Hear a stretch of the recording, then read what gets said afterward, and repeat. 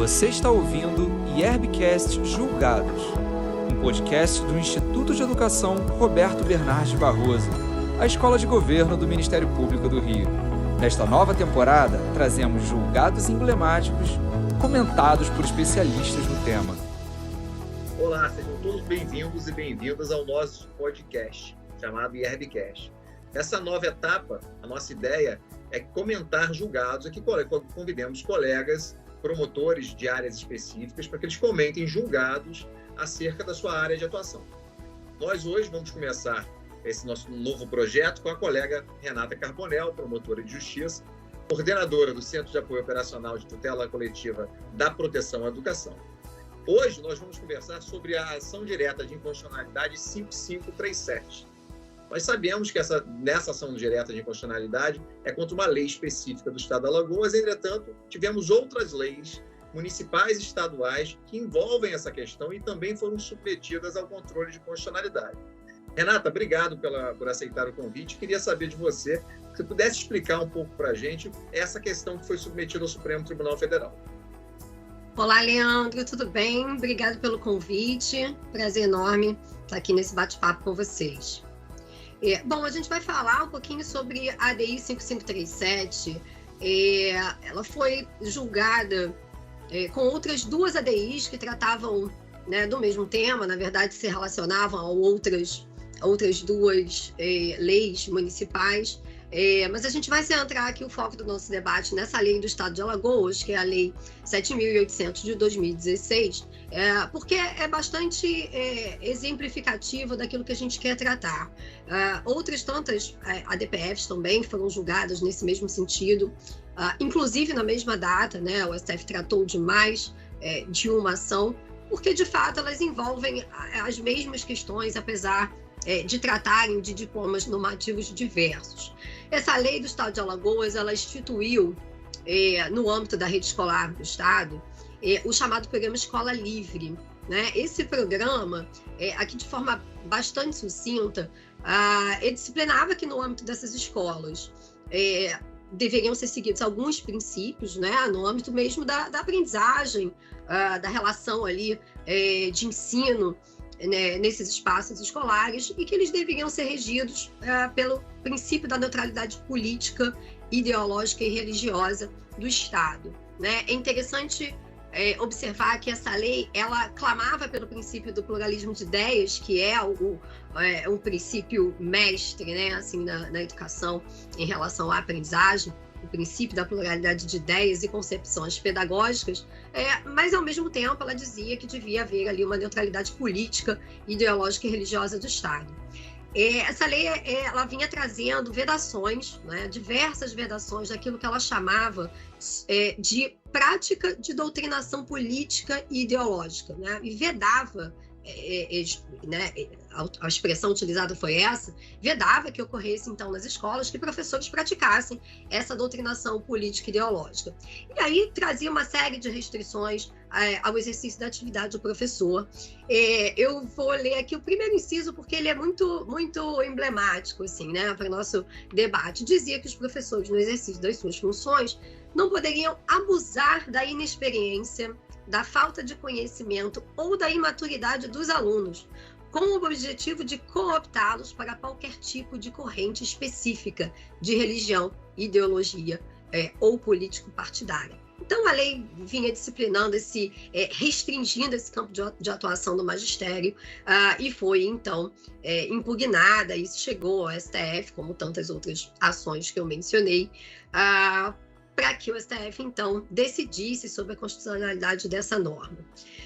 Bom, dois aspectos, então, aqui focais, né, no nosso debate. Como eu disse, é uma lei estadual, essa lei 5537 especificamente, trata de uma lei estadual, e o primeiro aspecto que chama a atenção é a questão formal em relação à competência para legislar sobre normas educacionais, né? E aí, pelo artigo 22, inciso 24, e pelo artigo 24, inciso 9, a gente tem aí a competência privativa da União para dispor sobre diretrizes e bases da educação, né?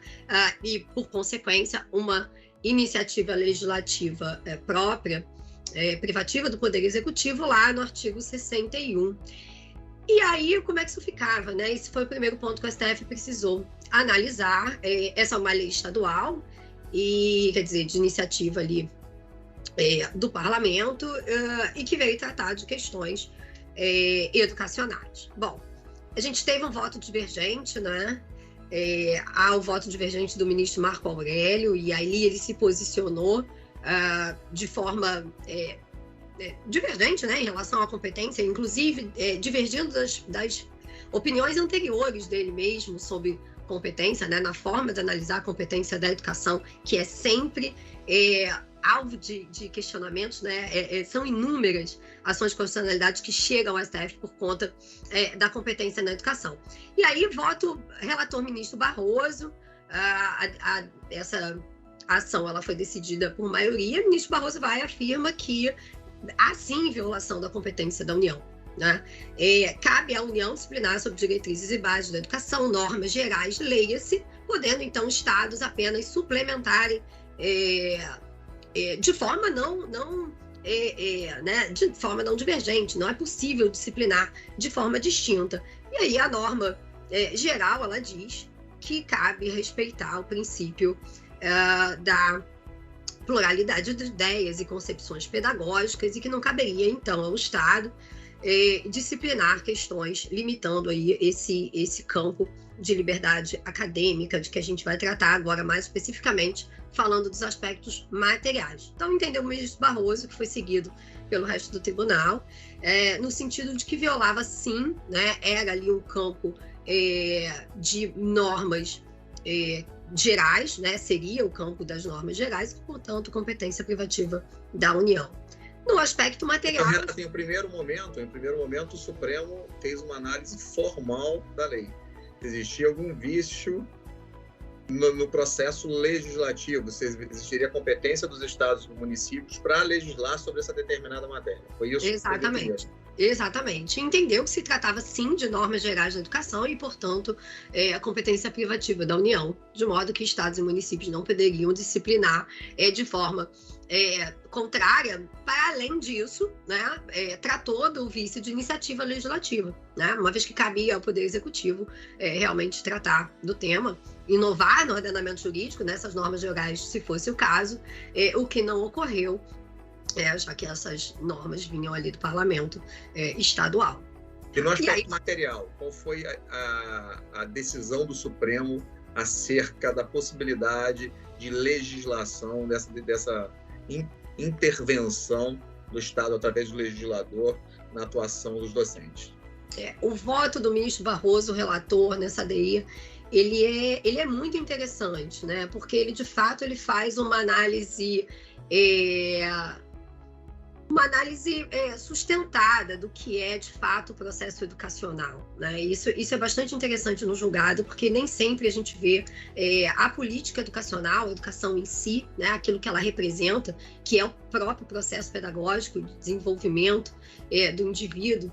A gente nem sempre vê isso sendo tratado de forma adequada ou muito aprofundada. E o voto ele é bastante interessante, ele começa destacando que a educação de que trata a Constituição é uma educação emancipadora, né? É uma educação que seja capaz, de fato, de desenvolver o indivíduo, que possa, de fato, capacitá-lo para o exercício da cidadania, qualificar para o trabalho, né?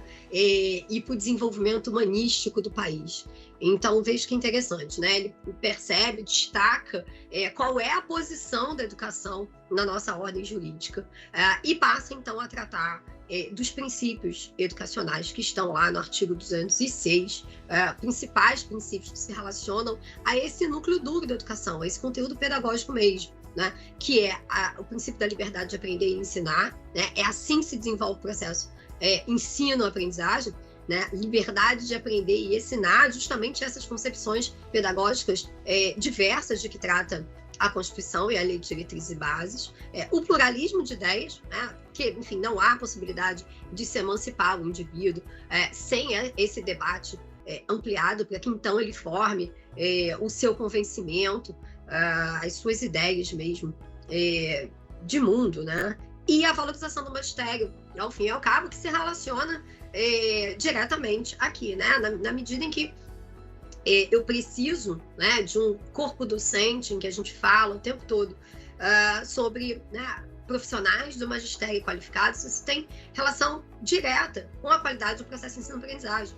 Sem professores formados, qualificados e valorizados, não é possível que se alcance uma educação de qualidade de fato. E aí entendeu o ministro Barroso que essa limitação de espaço acadêmico, né, uma vez que se limita a liberdade de ensino, a violação direta do princípio da valorização dos profissionais da educação escolar, nos termos que está lá no artigo 206.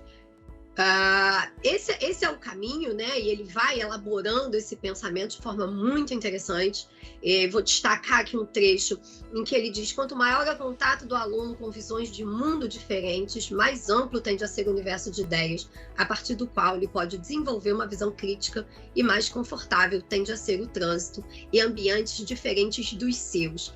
Esse é um ponto interessante do julgado, especialmente no momento, acho que a gente vive nacionalmente, né, mas, enfim, até mundialmente, sobre as questões de tolerância, né? Ali ele aborda isso. É quando se tem esse debate plural, né, e o indivíduo se vê confrontado por ideias diferentes das suas, é que ele aprende a ser plural, né? É que ele aprende sobre tolerância, é que ele aprende sobre debate, e que ele entende que existem visões diferentes da dele no mundo, né? E isso é importantíssimo na formação de crianças e adolescentes, né? Então, é um voto bastante interessante. Ele destaca a impossibilidade de neutralidade no campo educacional. Olha que interessante, né? Porque esse é o ponto de base não só dessa lei, né? É o princípio que essa lei inaugura, né?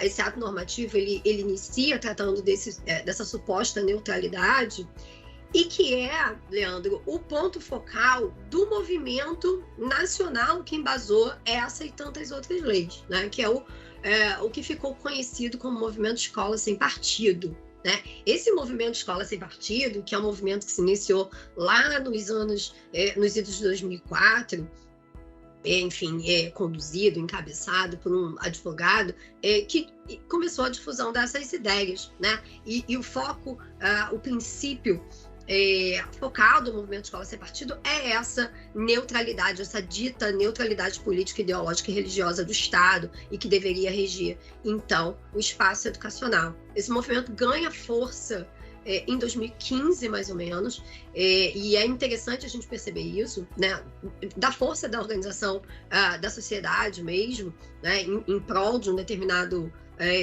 objetivo, né, ideal.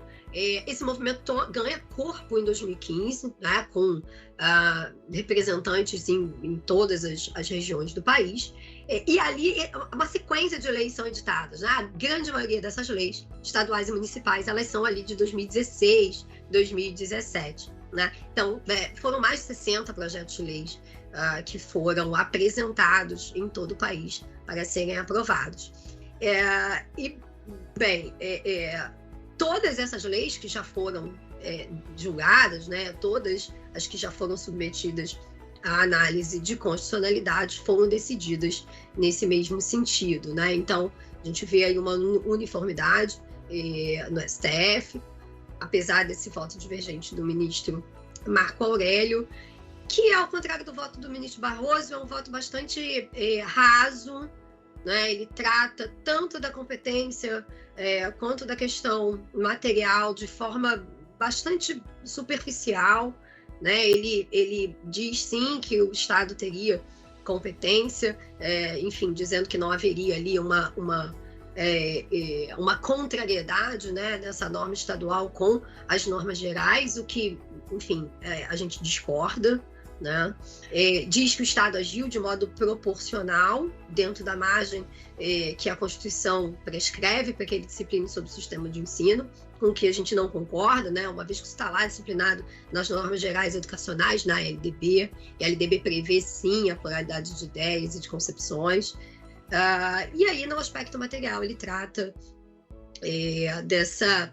confunde um pouco, né? É interessante perceber como ele cria uma identidade entre liberdade de expressão e liberdade acadêmica, que, apesar de possuírem aí uma relação de gênero e espécie, não se confundem, né? A liberdade de expressão é aquele espaço constitucional que nos é Renata, nesse ponto mesmo que você fala da diferença entre liberdade de expressão, que seria uma espécie, seria um gênero da situação, você vislumbra que existiria alguma limitação para a liberdade dos docentes em sala de aula? O voto do Barroso criaria uma atuação irrestrita, sem limites, para o professor dentro de sala de aula ou não? Não, irrestrito sem limites não.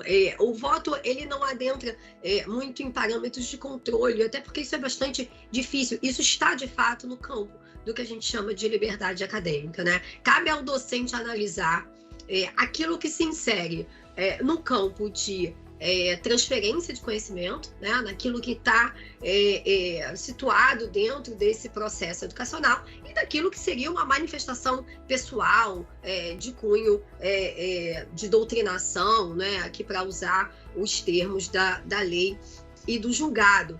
Agora, existem regras, né? Normas educacionais que disciplinam o ambiente escolar, né? De modo que, eventualmente, quando um professor, ele de fato extrapola o campo da educação, né, desse processo de ensino-aprendizagem, de transferência de conhecimento, ele é responsabilizado, né? É preciso que isso seja informado à gestão escolar, enfim, pela comunidade escolar, pelas famílias, pelo próprio aluno, a depender da idade, e é assim que acontece. Né? E aí isso é tratado individualmente, né? O que o STF fez, e o voto do ministro Barroso fez, foi dizer, olha, a priori, não é possível essa limitação, né? Nesse campo de conhecimento, né? Nesse processo de ensino-aprendizagem, de debate sobre tantos campos dos saberes, não há como se estabelecer, inclusive, o que é essa suposta doutrinação político-ideológica e religiosa, né? O que é isso? Que conceito é esse? O que se insere, de fato? O que pode ser compreendido, por exemplo, como doutrinação partidária ou doutrinação ideológica, né? Então, é claro que há aí um conceito aberto, e que cabe ao professor, como docente, ciente, né, do seu conteúdo. É claro que debater história, mas como pensar hoje, né, especialmente hoje, vamos lá, pensar em debater história, né, do Brasil, história mundial,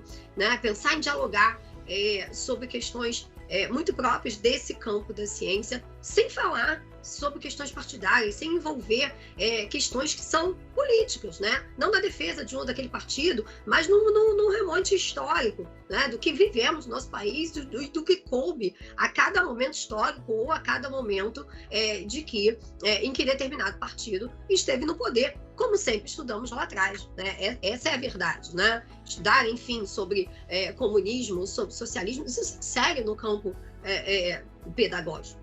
Né? Então... Verdade, não tem como a gente limitar muito isso. Renata, vou te agradecer demais. A gente acho que iniciou com o pé direito o nosso primeiro IRBcast Julgados. Queria informar a todos que essa conversa estará disponível no Spotify, no Deezer, no YouTube e em nosso site, no site do IR. Na próxima semana traremos outro julgado emblemático que será comentado por um novo colega. Até lá! Você ouviu IRBcast Julgados, um podcast do Instituto de Educação Roberto Bernardes Barroso, a Escola de Governo do Ministério Público do Rio.